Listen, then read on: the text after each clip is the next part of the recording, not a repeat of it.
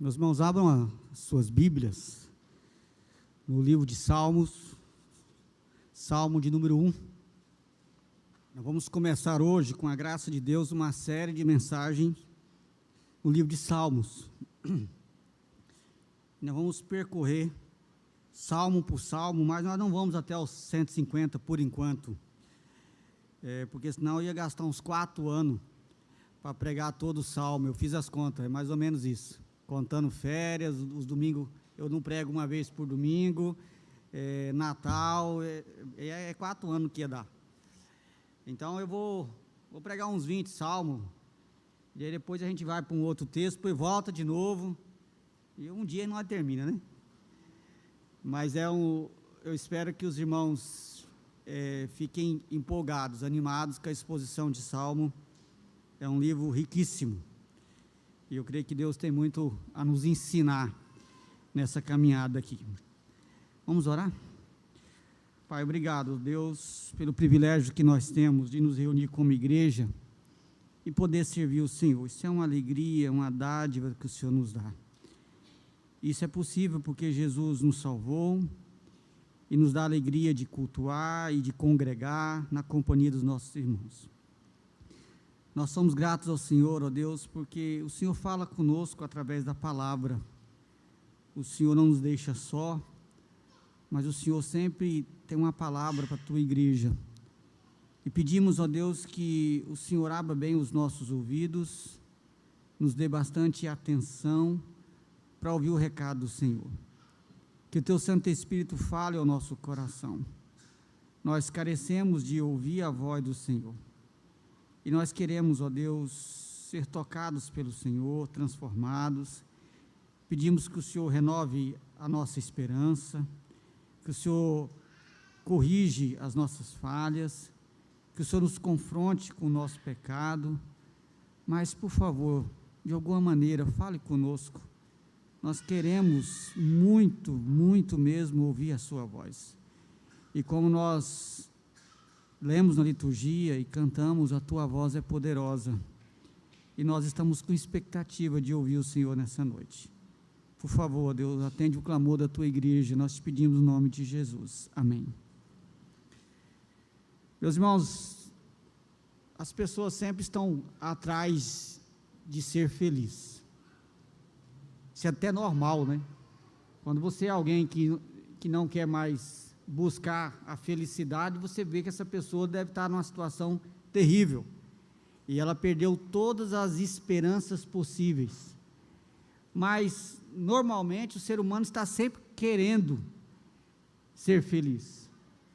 Ele sempre acha que se ele conseguir A ou B, vai ser feliz. É normal isso. Você acha, se você comprar uma casa, você vai ser feliz. Se você arrumar uma namorada, você vai ser feliz. Se você casar, você vai ser feliz, e etc. Mas a questão toda é que está sempre atrás, sempre querendo ser feliz. E o problema é que, na maioria das vezes, nós buscamos a felicidade de forma errada e no lugar errado. Buscar a felicidade, querer ser feliz, não é o problema. O problema é que, às vezes, buscamos da forma errada e no lugar errado. E a Bíblia, ela está cheia de orientações práticas para aqueles que buscam a felicidade. O Senhor Jesus mesmo falou muito sobre a felicidade. Na verdade, como nós veremos nesse salmo, a felicidade ela está intimamente ligada com Jesus. Não existe verdadeira felicidade. Pode existir utopia, fantasia, mas felicidade verdadeira não é possível de ser experimentada fora do Senhor Jesus. E o Senhor Jesus também falou muito sobre felicidade. No capítulo 5 de Mateus, quando ele fala das bem-aventuranças, ele começa dizendo uma série de bem-aventuranças. A palavra bem-aventurança, irmãos, quer dizer feliz, muito feliz, abençoado, alguém pleno. Todas as traduções são possíveis. Então, alguém bem-aventurado é alguém que tem uma vida realmente abençoada, feliz, satisfeita, plena. Essa é a ideia. E esse salmo, o salmo de número 1, ele começa justamente com essa declaração, ou esse chamado, bem-aventurado o homem, e ele então vai passar a descrever. Então esse salmo, como nós veremos, ele vai tratar sobre felicidade também. Mas antes de expor o salmo propriamente dito, eu quero levantar algumas questões introdutórias que eu creio que sejam importantes a respeito do livro de Salmos. Eu vou tocar em alguns pontos, eu espero ao longo dos domingos levantar outras questões, porque o livro de Salmos ele é muito rico em termos de estrutura, e nós vamos então tocar só algumas questões hoje. A primeira coisa que eu quero já mostrar para você, se é que você não sabe, é que você nunca deve falar Salmo capítulo 1, tá? É Salmo de número 1, por quê? Porque o livro de Salmo era o inário, e você não manda ninguém abrir o inário, abre o inário no capítulo 144, não é assim que você faz, abre o inário do número tal. Os Salmos eram o inário do povo de Israel. Agora, um outro detalhe, quando se fala que o Salmo era o inário do povo de Israel, é a forma organizada desse inário. Eu estou mexendo aqui, tentando organizar a liturgia de alguma forma, e aí eu estou dando trabalho para o grupo de louvor, porque daí eles têm que tentar arrumar as músicas que vai estar de acordo com o texto e com a metodologia, com a temática do culto. Mas quando você estuda o Salmo, você percebe que organização musical e do inário é algo tremendamente abundante no livro de Salmos. O livro de Salmos ele tem um monte de estrutura. Pensa no inário organizado, é você olhar o livro de Salmos. Ele tem organização por temas, por exemplo, tem salmos aqui só de lamentação, salmos só de confissão, salmo de louvor e adoração, salmos reais, salmos messiânicos. Então você observe que ao organizar os salmos houve uma intenção, organização, lógica. Então você observe que isso agrada a Deus. Isso aqui é uma grande lição para nós, não é o foco da mensagem, mas não poderia perder o gancho, porque às vezes a gente acha que cantar é só abrir a boca, e a gente deixa o Espírito conduzir, e a gente não precisa ter uma certa organização, e o livro de Salmo, ele é ultra mega organizado. Por exemplo, ele não é cronológico, e também não colocou os salmos assim, pega essa música e põe aí. Quantas vezes a gente vai cantar e faz assim, né?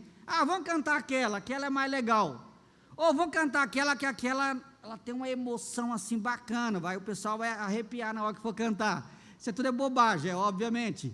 O livro do Salmo foi muito organizado, porque o Salmo de número 1 é esse Salmo, tem um propósito, porque o Salmo de número 2 é esse Salmo, tem um propósito, daqui a pouco eu falo, e por que ele segue essa ordem? Tem um propósito.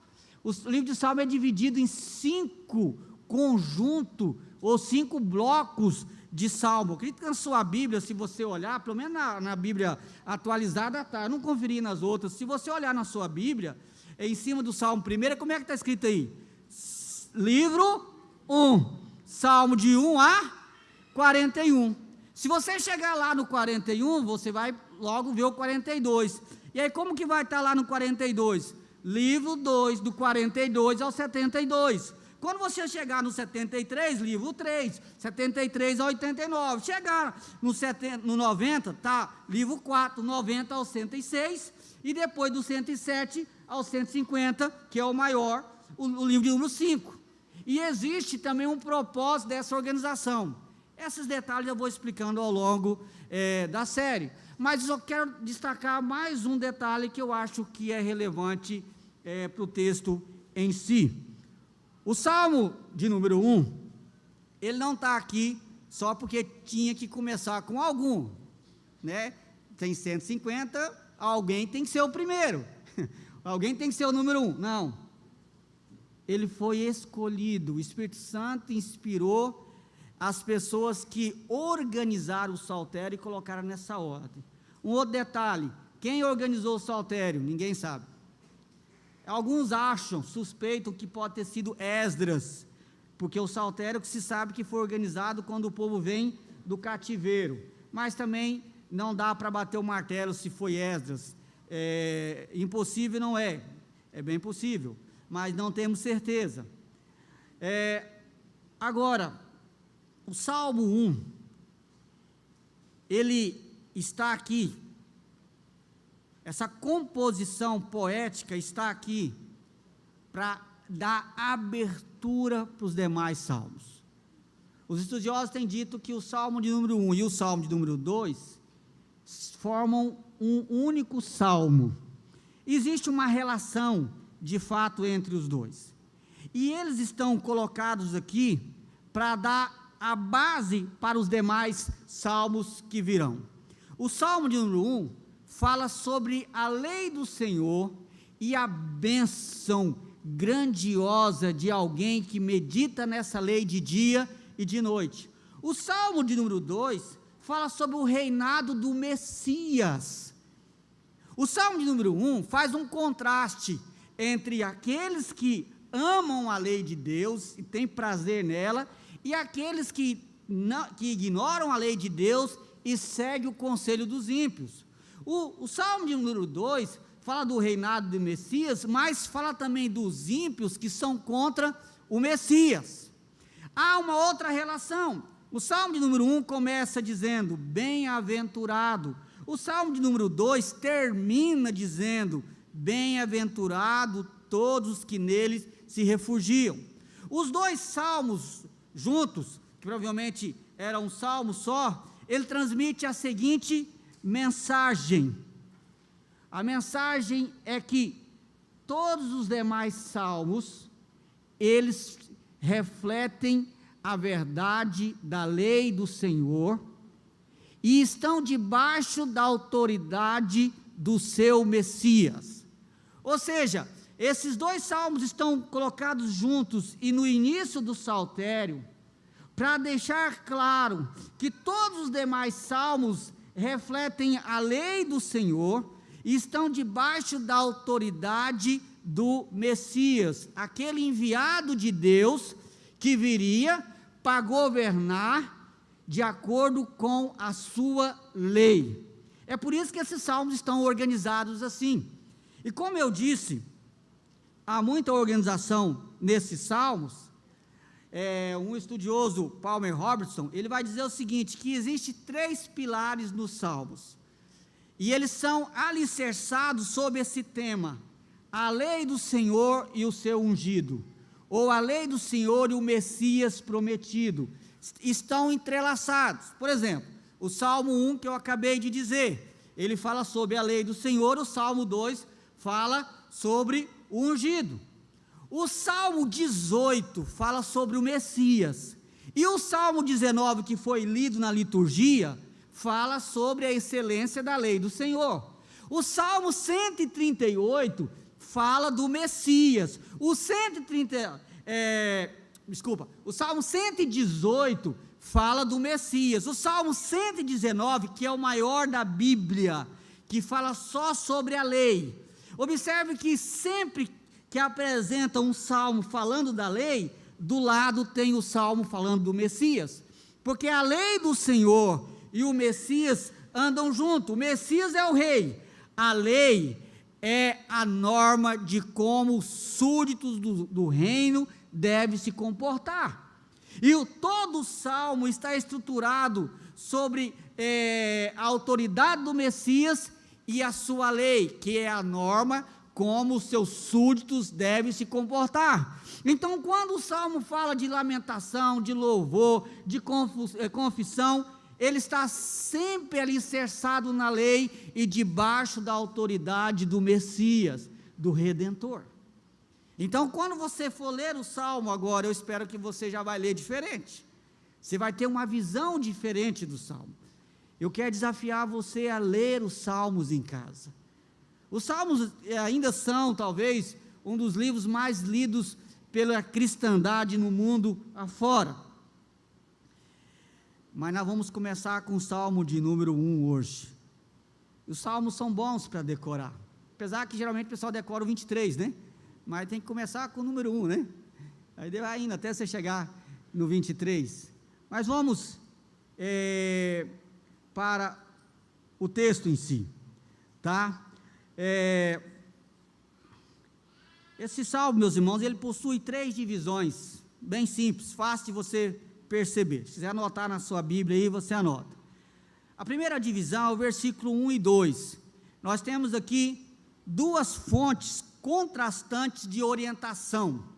Ou seja, então, nós temos aqui 2 fontes de orientação, e elas se contrastam uma com a outra. O versículo 3 e 4, nós temos 2 consequências que também são contrastantes, elas vão se contrastar. E depois, versículo 5 e 6, nós temos 2 resultados que também são contrastantes.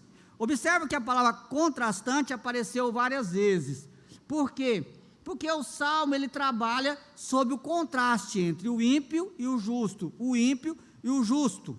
Então, a fonte de conhecimento e deleite do ímpio e do justo, elas vão ser contrastantes, vão se contrastar. As consequências de se buscar deleite nessa fonte também é diferente, e o resultado certamente será diferente. Vamos ver então cada bloco. Primeiro, vejamos esse contraste dessas 2 fontes de orientação, onde as pessoas buscam satisfação para a sua vida. O salmista inicia o salmo dizendo, em primeiro lugar, o que alguém que quer experimentar da felicidade de Deus não deve fazer. Então, a primeira coisa é o que você não deve fazer se você quer experimentar a verdadeira felicidade que Deus tem para você. E o que você não deve fazer está no versículo 1. Bem-aventurado o homem que não anda no conselho dos ímpios, não se detém no caminho dos pecadores, nem se assenta na roda dos escarnecedores. Ou seja, você não deve se associar com quem não ama a Deus. Primeira coisa, se você quer ser feliz, você tem que se afastar daquelas companhias que não amam a Deus, que a gente chama de más companhias. E a Bíblia, ela é muito firme nisso. Ela manda se afastar assim. Por que a Bíblia manda se afastar? Porque a Bíblia, ela admite que nós somos fracos. Se você começa a andar com má companhia, e por má companhia são amigos, são coisas que você assiste na televisão. Eu não ando com ninguém, mas passo o dia inteiro assistindo série. Você está com uma companhia, você está aprendendo alguma coisa. O Bernardo está assistindo um desenho lá que tem espada, agora ele não larga a espada. Você é influenciado, não tem como. Então, se você quer ser feliz, a primeira coisa você precisa saber com quem você está andando, o que é que você está vendo, o que é que você está ouvindo, o que é que você está assistindo, o que é que está influenciando a sua mente, o seu modo de ver a vida, com quem está te aconselhando. Há um outro detalhe, a poesia hebraica, e nós vamos falar bastante sobre essa poesia hebraica ao longo dos domingos, ela é diferente da nossa. A nossa é cheia de rima. Se você estiver pensando em encontrar aqui batatinha como nasce, você não vai achar aqui. Tá? Ela é totalmente diferente. Geralmente ela é marcada por paralelismo, ou seja, a frase de cima ou ela complementa ou ela é contraditória a de baixo. Quando aparecer eu vou explicar. Mas aqui nesse caso, há uma outra marca da poesia hebraica, que é uma progressão de ideias. Isso vai ser comum ao longo dos salmos, progressão de ideias. Observe aqui no salmo 1, há uma progressão. Anda no conselho do ímpio, depois não se detém, ele não anda no conselho do ímpio, não se detém no caminho dos pecadores e não se assenta na roda dos escarnecedores. Há uma progressão de ideias. Ouve o conselho, depois ele para no caminho dos pecadores, depois ele senta. Aí quando sentou, acabou. Mas observe que há uma progressão de ideia, que primeiro ele ouve. Sabe quando você ouve alguma coisa, você vai e para. E aí você começa. Aí depois você puxa o banquinho, aí pronto. só vai pedir o café, né? Ou seja, você já está íntimo. Essa é a ideia de progressão de ideia. A imagem que passa é alguém que começa a ouvir, depois ele para, e depois ele de fato ele senta, ou seja, ele já está comungando com aquilo que no começo veio como ideia. Mas é importante observar as palavras. Primeiro, não anda no conselho dos ímpios. Ímpio quer dizer algo sem solidez, tá? Por isso que ele é chamado, depois, mais na frente, que ele é palha. O ímpio é algo que a vida dele não tem firmeza, não tem propósito, por isso que depois ele é comparado com uma palha. Então você ouviu o conselho de alguém que não tem raiz, você ouviu o conselho de alguém que não tem firmeza, que não está alicerçado na verdade, você vai ouvir bobagem. Então, o que o salmista está dizendo é que se você quer ser feliz, você precisa primeiro saber com quem você está se aconselhando.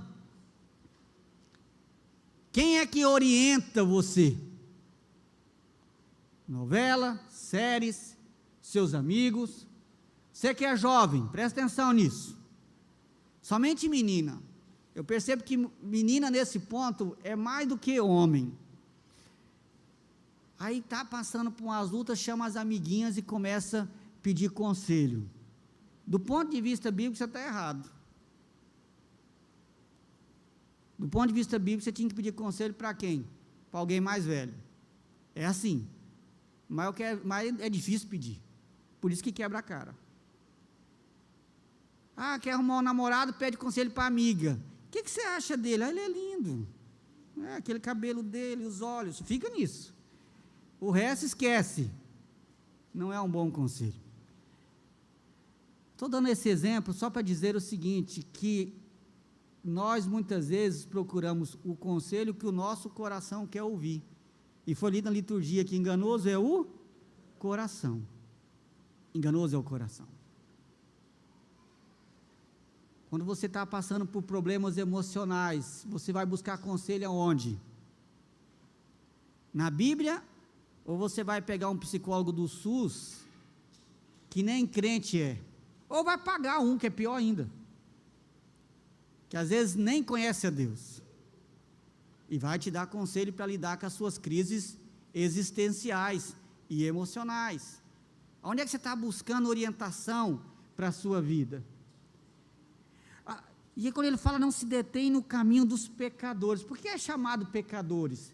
Pecadores é aqueles que gostam de pecar, é aqueles que vivem na prática do pecado, é você se estar enturmando com pessoas que só aprontam,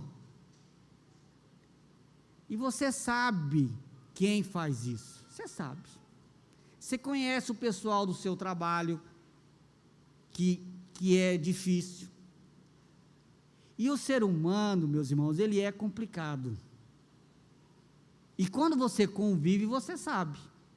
Lembra o deputado que ficou famoso agora? Mamãe não sei do que lá?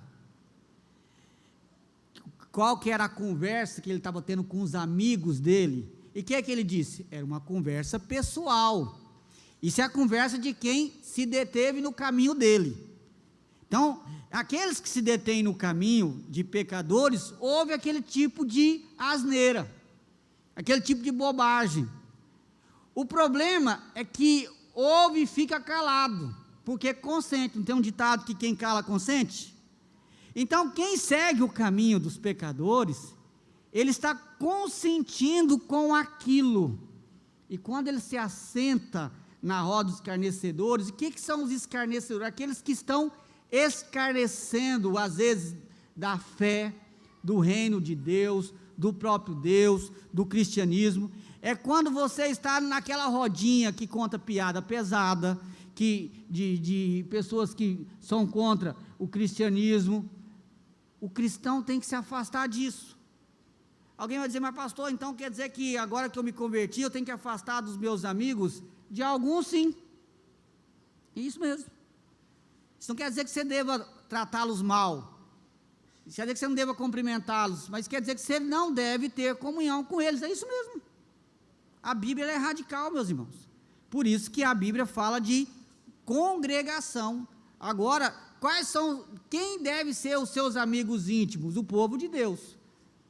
Os amigos de fora, eles não devem ser os amigos íntimos. Os amigos íntimos têm que ser o povo de Deus. É assim que a Bíblia ensina. E outra coisa, a Bíblia ela é radical mesmo. E por que a Bíblia é radical? É porque Deus sabe que nós somos fracos. Quando eu pego no pé do meu filho, quando ele quer sair com alguns amigos, eu pergunto, quem são esses amigos? São crentes? É porque eu sei que, e mesmo eu sei que tem uns crentes complicados também, eu sei. É que se eu souber que ele é complicado, eu vou afastar também, obviamente. É que às vezes a gente não sabe. Mas você está protegendo o seu filho, se você impedir o seu filho de andar com certos amigos. Agora você quer às vezes ser moderno. Não tem nada a ver, isso aí é muito radical e tal. Aí você deixa. Aí eles vão na rodinha deles. Você acha que eles vão conversar sobre o quê? O que eles acham que eles vão ver no celular? Você acha que eles vão ver o aplicativo da Bíblia? Então o que vocês acham que vai ser a conversa? Se no meio dos cristãos, às vezes a gente se assusta, imagina lá fora. Imagina lá fora. Você acha que esse negócio que o deputado saiu no telefone, você acha que isso aí é uma coisa assim, que ninguém faz? Que foi só ele, o maior miserável do universo? Ele foi o maior miserável descoberto, isso sim, mas isso aí acontece. Agora, meus irmãos, o que a Bíblia diz é que o povo de Deus tem que se afastar disso. Agora, se você deve se afastar disso, imagina namorar não crente. Na minha época, era bem bagunçado esse negócio de namorar não crente. E tem uma galera aqui que é da minha época, né? Era bagunçado esse negócio. Mas os pastores pecaram, porque deixaram. Eu nunca namorei não crente, mas eu sei que tinha uma galera que namorava não crente. E quem namorou pecou também. E se casou, se enrolou. Porque que comunhão pode ter entre a luz e as trevas. Eu já falei aqui de púlpito, e eu gosto sempre de falar, para mim não ter dor de cabeça no futuro. Eu não faço casamento misto. Né, para ninguém depois vir, pastor, por favor, faz, nem vem, não vai me estressar. A Bíblia condena. Por quê? Porque feliz é o homem que não anda no conselho dos ímpios, não se detém no caminho dos pecadores, nem se assenta na roda dos escarnecedores, quanto mais casar. Você não pode ouvir, se deter, se assentar, você pode casar. Olha o absurdo das coisas. Olha o absurdo. Então, meu querido, se você quer ser feliz, esse é o que você não deve fazer. Se afasta dessas coisas. Mas na Bíblia nunca existe neutralidade. Por isso que existe agora um outro detalhe. O que é que você precisa fazer? Em segundo lugar, não existe neutralidade. Porque se você se afasta das más companhias, você se afasta de ver coisas que você não deve ver, ouvir coisas que você não deve ouvir, mas você não se volta para a palavra, o que vai acontecer com você? Você não vai durar muito tempo nesse propósito. Vamos supor, você ouve aqui a pregação hoje e você fala, você ouviu a pregação e fala, hoje, no nome de Jesus, de hoje em diante eu vou mudar a minha vida, e não vou mais me envolver com as más companhias, não vou mais sair com aqueles meus colegas, não vou mais naquelas baladas, não vou mais naquelas boates, não vou mais fazer nada disso. Tá, mas se você não se volta para a palavra, você não dura uma semana. 15 dias se for meio disciplinado, depois você volta para a lama de novo. E por isso que a Bíblia nunca deixa na neutralidade, nunca, não é só aqui. Se eu pegar Efésios, você vai ver lá. Quem não roubava, agora trabalha. É sempre assim. Quem mentia, agora fala a verdade. É sempre assim. Você se afasta das más companhias, mas agora você se volta para Deus. Antes, ao invés de pegar conselho com o ímpio, se deter no caminho dos pecadores, se assentar na roda dos escarnecedores, antes o seu prazer está na lei do Senhor, e na sua lei medita de dia e de noite.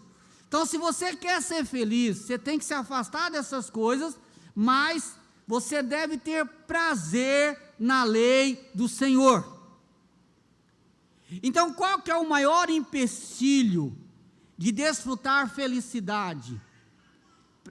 É que ao invés de eu ter prazer na lei do Senhor, muitas vezes eu estou convivendo e gastando tempo com coisas que vão me levar para pensamentos ruins. Então, se você quer ter uma vida feliz, você precisa ter prazer na lei do Senhor. Talvez você esteja pensando aí, mas pastor, e como é que eu faço? Eu tenho uma preguiça danada de ler a Bíblia. Pastor, como é que eu faço? Eu não tenho muito ânimo de ler a Bíblia. Duas coisas podem estar acontecendo.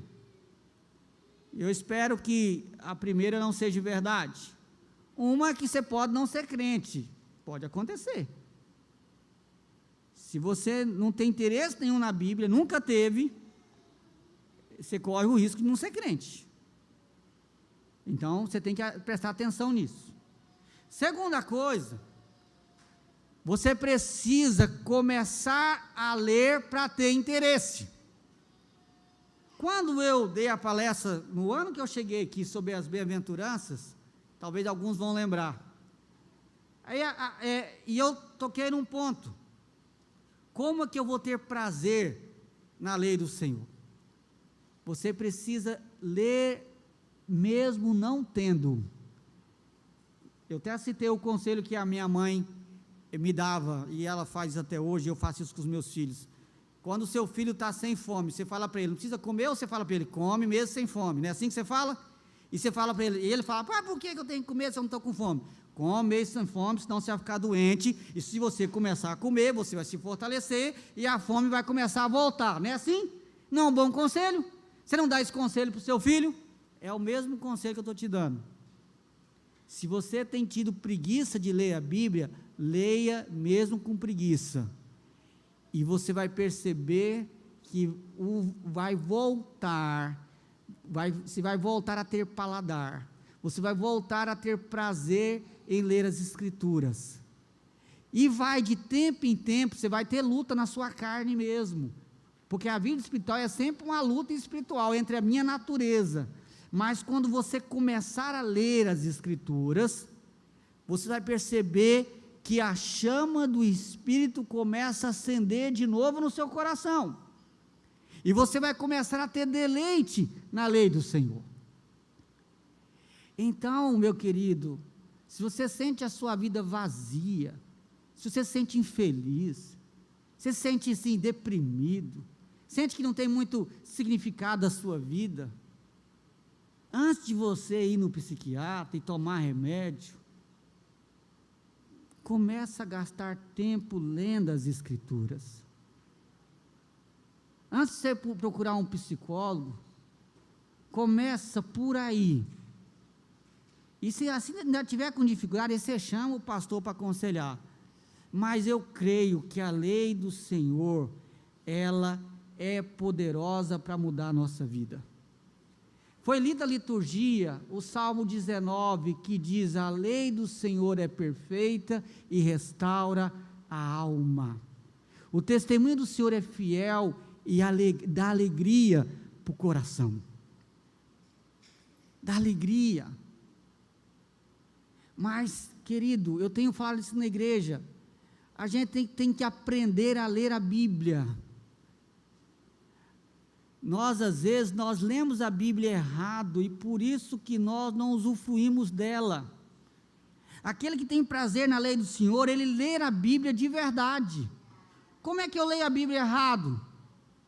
Quando você lê a Bíblia com pressa, por exemplo, você, antes de dormir, você fica preocupado de dormir e não ler a Bíblia e tal, você é um religioso, e o religioso tem que cumprir regra. O crente não vive assim. Você não vai para o inferno porque você não leu a Bíblia. Não é isso. O religioso às vezes acha que vai. Agora o crente, ele sabe que ele precisa ler a Bíblia, porque essa é a vontade de Deus para a vida dele. Ali tem a vontade de Deus para a vida dele. Ele quer conhecer Deus. Então, para você ler a Bíblia corretamente, você precisa ter um tempo com Deus. Eu sou um crítico ferrenho do cada dia. Isso aí está acabando com a igreja.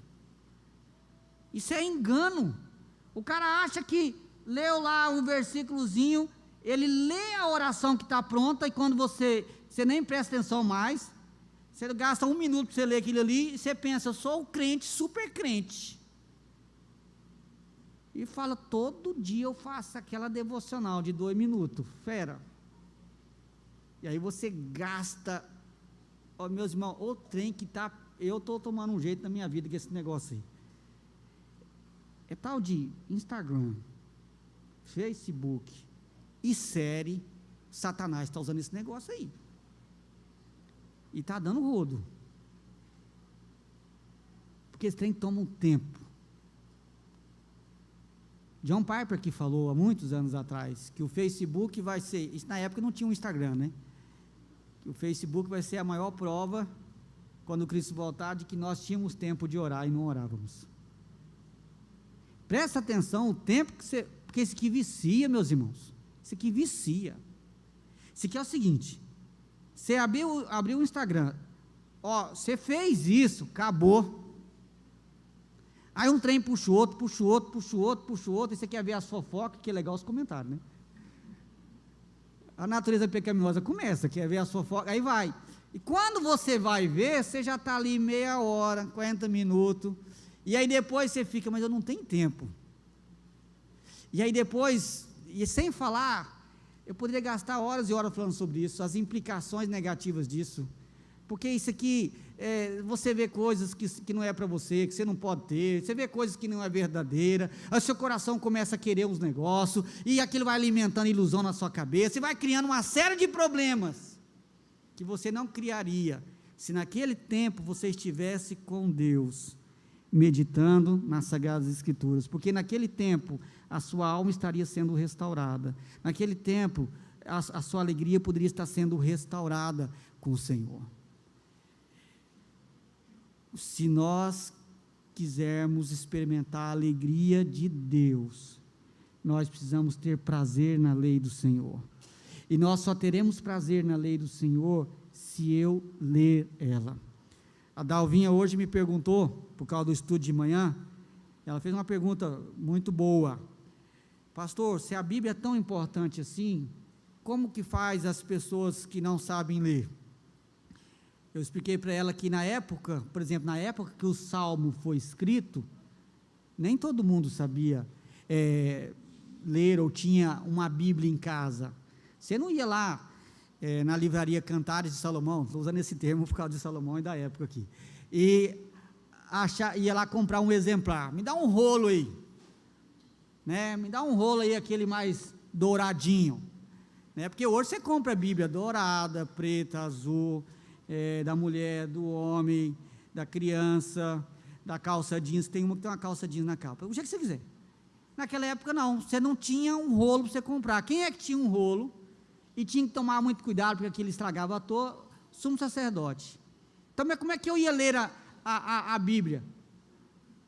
Todo sábado a congregação se reunia, o sumo sacerdote lia.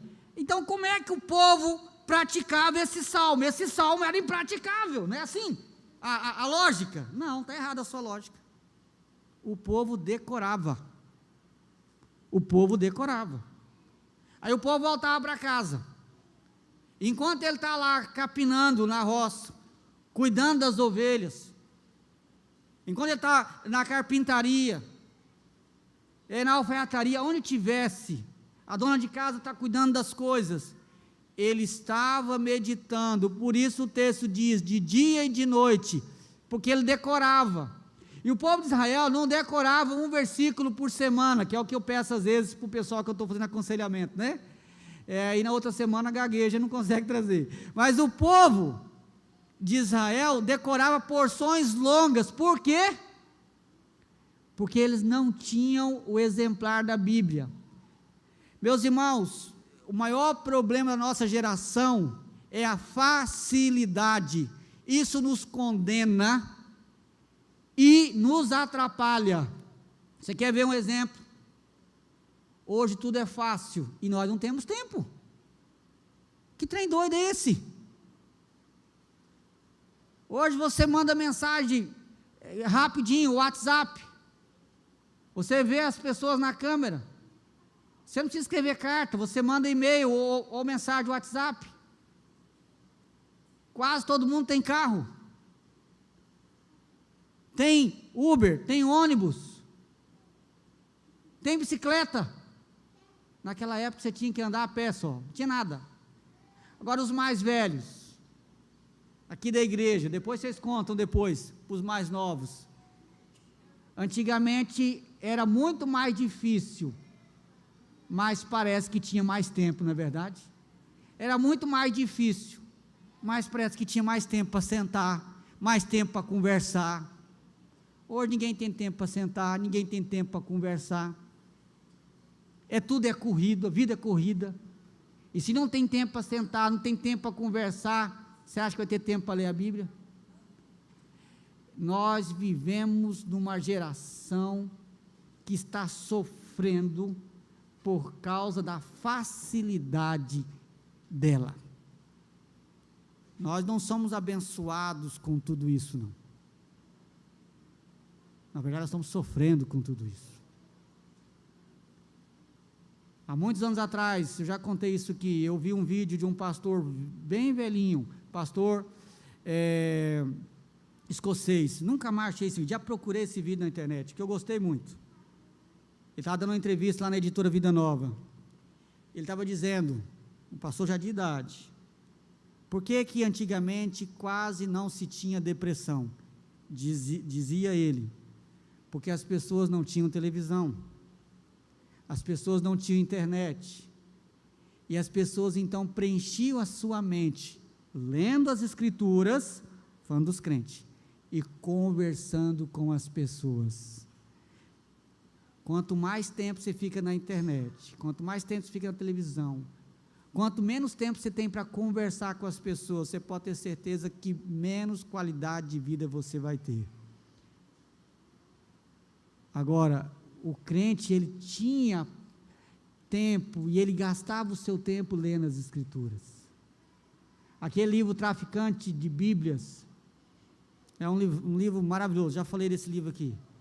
O autor conta da igreja reformada da Holanda, e ele fala que acabava o culto de manhã, ele conta, nós nos reunimos, e a gente sentava numa roda grande, lá é muito frio, com a fogueira, e ele conta que ele era criança, ele sentava, acabou ouvindo os adultos conversar sobre como foi o sermão. Acaba às vezes o culto, o pecador vai falar de futebol, e ainda vai zoar com aquele que o time dele perdeu, causar ira no irmão, porque onde está o seu coração, está o seu tesouro. Mas feliz é aqueles que têm prazer na lei do Senhor. Agora, presta atenção, ele não está falando só de fazer uma leitura rápida, como eu acabei de falar agora, ele medita nela de dia e de noite. E para que ele medita nela? Qual que é a função da meditação? Tem nada a ver com esse negócio oriental aí, de esvaziar a mente, ao contrário, é encher a mente, só que é encher a mente da palavra. Agora, para que também? Para ficar com cabeção teológico? Não, a ideia aqui é uma meditação focada. Por exemplo, o que é que Deus falou com você hoje? Ou está falando com você hoje? O que é que você deve meditar? É meditar como eu vou conseguir fazer isso na minha vida. Você está meditando. Como eu vou organizar o meu tempo? Isso é meditar. Para poder ler as escrituras. Como eu vou me organizar para me afastar das más companhias? Como eu vou organizar a minha agenda durante o dia para que eu tenha mais tempo e tempo de qualidade para ler a Bíblia? Você está meditando na lei do Senhor, porque é isso que a lei do Senhor está falando com você agora. Agora, um outro momento, ela pode falar outra coisa. Um outro momento, ela pode falar com você como você deve criar os seus filhos no caminho do Senhor, e você deve meditar sobre isso, e pensar como que eu vou fazer isso, Como que isso é aplicável na minha casa? Como que eu vou ajudar os meus filhos a fazer isso? Só que muitas vezes nós não queremos meditar na lei do Senhor, então você não usufrui dos benefícios dela. Então, decorar versículo, ficar pensando durante o dia, refletindo, mas é refletindo para a vida, pensando como isso faz sentido para o meu trabalho, como isso vai me ajudar no meu trabalho, como isso vai me ajudar a lutar contra aquele pecado que tenazmente está me assediando, como isso vai me ajudar. A meditação é nesse sentido. Está observando a diferença? Se você se afastar de preencher a sua mente com más companhia, conversa errada, gente errada, ver e ouvir coisa errada, e preencher a sua mente com a palavra de Deus, meditar nela, pensar nela, refletir nela, gastar tempo com ela, as coisas vão mudar na sua vida, pode ter certeza disso, e a consequência vai ser contrastada com aquele que não faz isso. Olha para você, versículo 3 e 4, ele, aquele que medita na palavra do Senhor dia e noite, ele é como a árvore plantada junto à corrente de águas, que no devido tempo dá o seu fruto, cuja folhagem não murcha, e tudo quanto ele faz, será bem sucedido. Então ele vai dar agora o destaque, primeiro, do indivíduo que medita na lei do Senhor. Há uma metáfora muito rica aqui. Ele é como uma árvore plantada junto à corrente de águas. Você sabe que uma árvore plantada junto à corrente de águas, essa árvore vai ser verde o ano todo, mesmo em Cuiabá. Ela vai ser verde o ano todo. Vai ser uma árvore bonita, viva. E no devido tempo, porque a árvore não dá fruto o ano inteiro, ela vai dar o seu fruto. Essa é a metáfora. E essa metáfora mostra o seguinte: aqueles que meditam na lei do Senhor, que gasta tempo com a lei do Senhor, que fica pensando, meditando e vendo como aplicar e aplicando na sua vida essa lei, ele vai ter uma vida feliz. A ideia de uma árvore frondosa, verde, é a ideia de alguém que vive de verdade, porque tem gente que não vive de verdade, ele caminha pelo mundo, e a ideia de que aquele que assim faz, ele vai experimentar a verdadeira vida que Deus tem para ele, a verdadeira vida que só Deus pode dar. E essa metáfora fala que essa árvore, ele está pensando numa árvore frutífera. E eu lembro daquele episódio em que Jesus, eu não lembro se é a figueira, e aquela figueira não estava dando fruto, e ele amaldiçoou a figueira, porque ela não estava cumprindo o propósito da existência dela. Por isso que ele amaldiçoa ela, porque a figueira deveria dar fruto. Então a metáfora está dizendo o seguinte: uma árvore que dá fruto, o que mostra que ela é sadia é que ela dá fruto. A ideia aqui é o seguinte: ela cumpre o propósito da sua existência. Você sabe por que nós somos infelizes? Porque nós não cumprimos o propósito da nossa existência nessa terra. Você não nasceu à toa, você nasceu porque Deus tem um plano na sua vida. E Deus tem um plano para você nessa terra, e se você vive fora do plano de Deus, você então não vive, você caminha por essa terra. Viver de verdade é viver dentro do propósito de Deus para a nossa vida, dentro do chamado de Deus para a nossa vida. O chamado primário de Deus para a vida de todo crente é glorificar a Deus, mas nós glorificamos a Deus dentro daquele chamado, outros que Deus dá para nós. Eu glorifico a Deus como marido, eu glorifico a Deus como pai, eu glorifico a Deus como pregador da palavra, eu glorifico a Deus como pastor. E quando eu cumpro o propósito da minha existência, e se eu não cumprir o propósito da minha existência, é porque eu não estou arraigado e alicerçado em Deus, nas Sagradas Escrituras. E qual vai ser o resultado disso? Eu serei como a árvore seca no deserto. Não vai ter vida. Aqueles que meditam na lei do Senhor de dia e de noite, eles vão ser como essa árvore cheia de vida, porque eles vão cumprir o propósito da existência deles nessa terra, que é glorificar a Deus acima de todas as coisas, e glorificar a Deus aonde Deus o colocou, como marido, como esposa, como um bom empregado, como filho. Esse é o fruto que o texto está dizendo. E ele diz, e tudo quanto ele faz será bem sucedido. O sucesso aqui é a bênção de Deus sobre tudo o que ele faz que agrada e honra a Deus. Você vai ser bem sucedido como marido, se você cumprir o que está nesse salmo. Você vai ser bem sucedido como esposa, se você cumprir o que está nesse salmo. Você vai ser bem sucedido como profissional, se você cumprir o que está nesse salmo. Ou seja, a bênção do Senhor vai acompanhar a sua vida. Agora, meus irmãos, olha o contraste, versículo 4, os ímpios não são assim. Quando não há diferença entre um crente e um não crente, tem coisa errada aí. Pensa sobre isso. E a Bíblia diz, e vocês verão a diferença entre aqueles que amam a Deus e aqueles que não amam a Deus. Porque Deus faz separação entre o justo e o ímpio. Quando eu ouço alguém dizer, o povo do mundo está melhor do que o povo da igreja,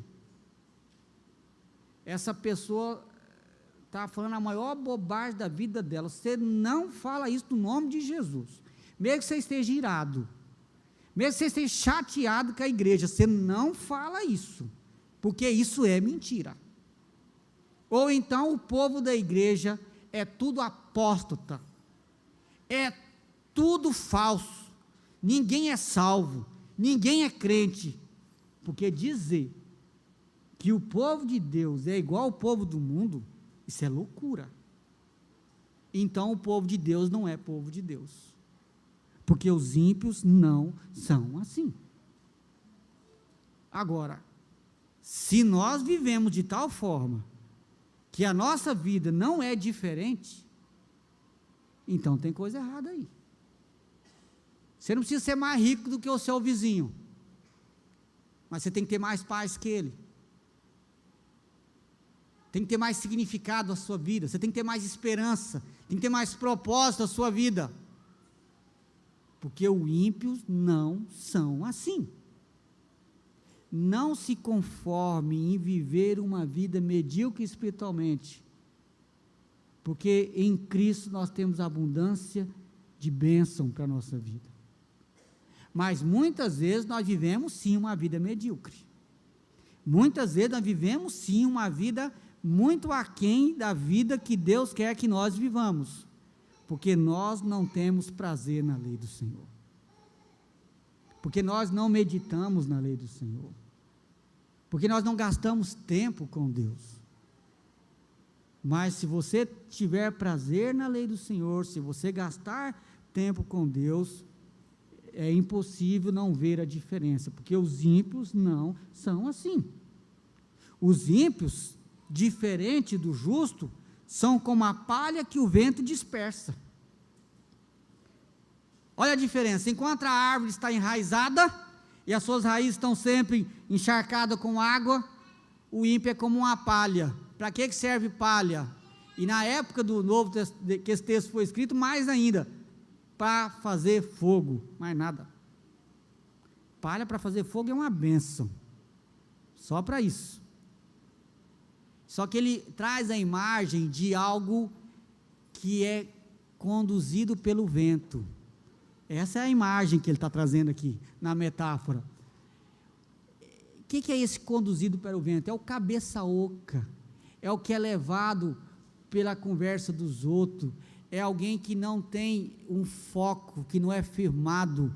O crente não é assim, porque ele tem algo objetivo, a palavra de Deus, é por ela que ele caminha, é por ela que ele vive, é por ela que ele é guiado. O terceiro contraste desse texto, versículos 5 e 6, é o resultado final disso. O texto diz que os ímpios não são assim, são como a palha que o vento dispersa. Versículo 5, por isso, os perversos não prevalecerão no juízo, nem os pecadores na congregação dos justos, pois o Senhor conhece o caminho dos justos, mas o caminho dos ímpios perecerá. Observe dois detalhes importantes aqui. O final. Esse é o ponto mais importante, é o final. No final, os perversos, que são os ímpios, aqueles que não amam a Deus, não amam a sua palavra, que escarnecem de Deus, vivem na prática do pecado, eles não vão prevalecer no juízo. Aqui nós temos um paralelismo. Prevalecer no juízo e nem os pecadores na congregação dos justos. Observe, os perversos não prevalecem no juízo e nem os pecadores da congregação dos justos. São duas ideias iguais, só que usaram palavras diferentes. A ideia é o seguinte, é que a congregação, o grupo do povo que foi salvo, ele vai ser separado. Os ímpios, eles não vão prevalecer, não vão estar junto, eles vão ser separados. Por quê? Versículo 6, porque o Senhor conhece o caminho do justo, mas o caminho do ímpio perecerá. Vai haver uma separação. Aqueles que amam a Deus, a sua palavra, estão de um lado, e aqueles que seguem o ímpio, o conselho do ímpio, que senta na roda dos escarnecedores, para o outro lado. Há uma diferença no final.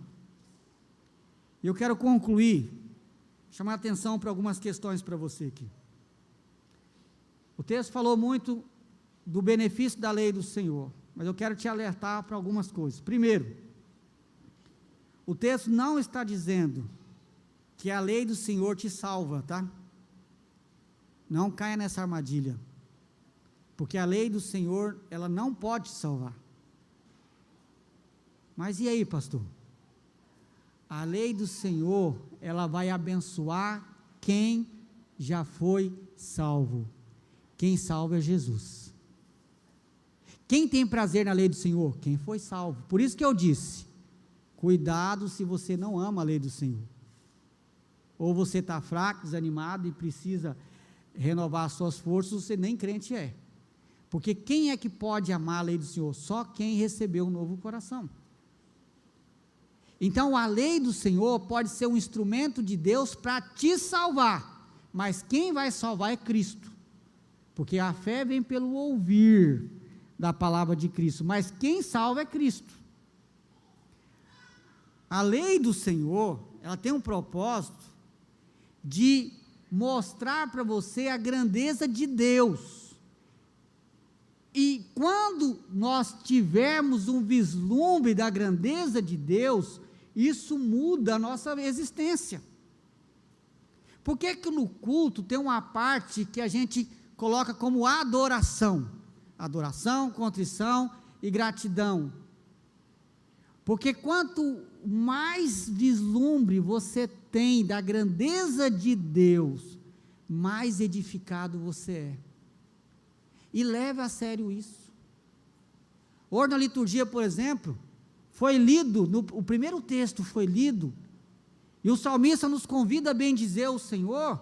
Ele diz, porque a voz do Senhor é poderosa, e ele vai dizendo quão poderosa é a voz do Senhor, e então você é convidado a observar o quão glorioso é o seu Deus, que com a sua fala ele cria todas as coisas.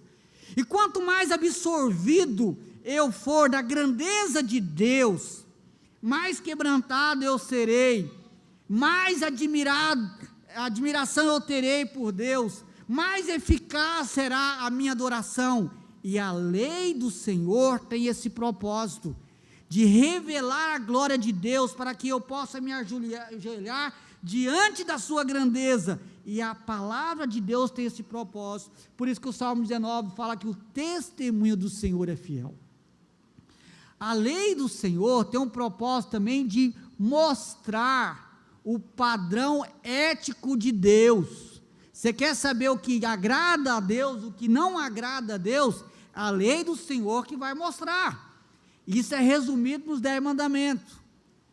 E a lei do Senhor também tem o propósito de mostrar que nós não conseguimos obedecê-la 100%. A lei do Senhor tem esses propósitos, de mostrar o quanto eu sou incapaz de obedecê-la plenamente, e por isso, ela me aponta para um Salvador, para Jesus Cristo. E por isso que o Salmo 1 e o Salmo de número 1 e o de número 2, eles andam juntos, porque o Salmo de número 1 mostra a lei, mas o Salmo de número 2 mostra o Messias.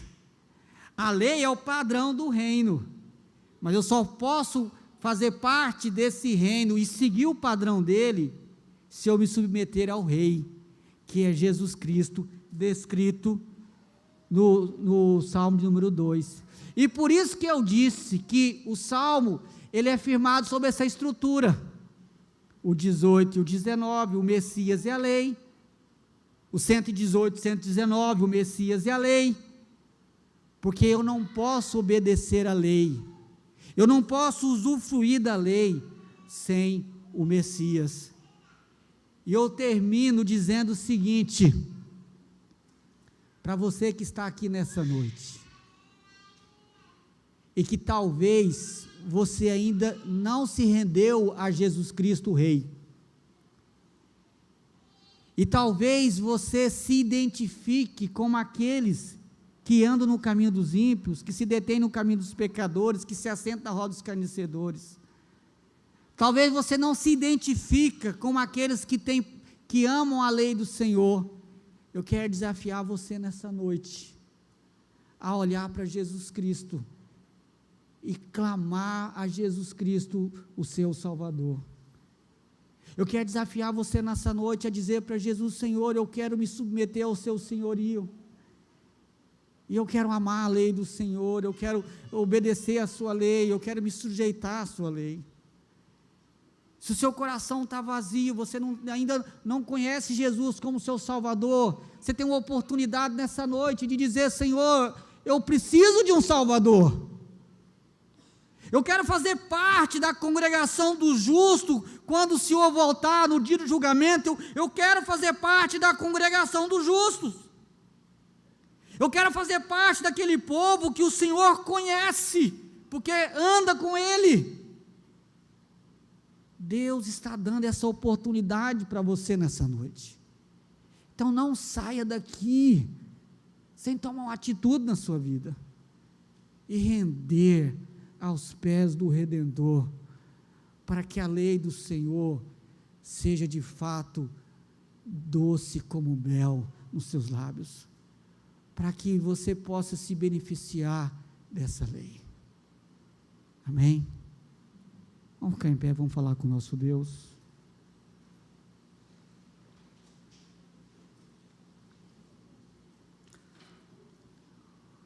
Oh, meu Deus, Deus único, Deus vivo, Deus verdadeiro, obrigado, Senhor, porque o Senhor nos deu a sua lei, mas principalmente porque o Senhor nos deu o seu Filho Jesus, porque só através de Cristo é que nós podemos conhecer o Senhor revelado na lei, só através de Cristo é que nós podemos obedecer às Escrituras, mesmo que imperfeitamente, mas seguir nessa direção. Só através de Jesus Cristo que nós podemos usufruir das bênçãos que a lei do Senhor tem para a nossa vida.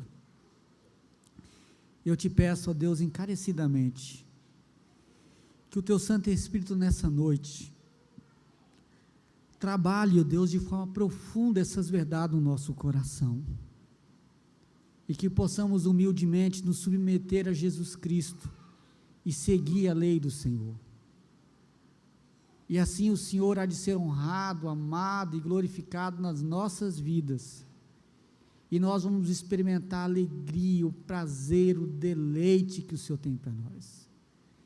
Sejamos uma igreja viva, uma igreja que é como uma árvore plantada junto às correntes de água, uma igreja que dá fruto no tempo próprio, que ela cumpre o propósito da sua existência na terra, e que isso seja resultado, ó Deus, do nosso apego, nosso prazer na lei do Senhor, a nossa meditação nela. Resgata isso em nós, nos dirige nessa direção, e assim o Senhor vai ser honrado aqui nesse lugar, Pai.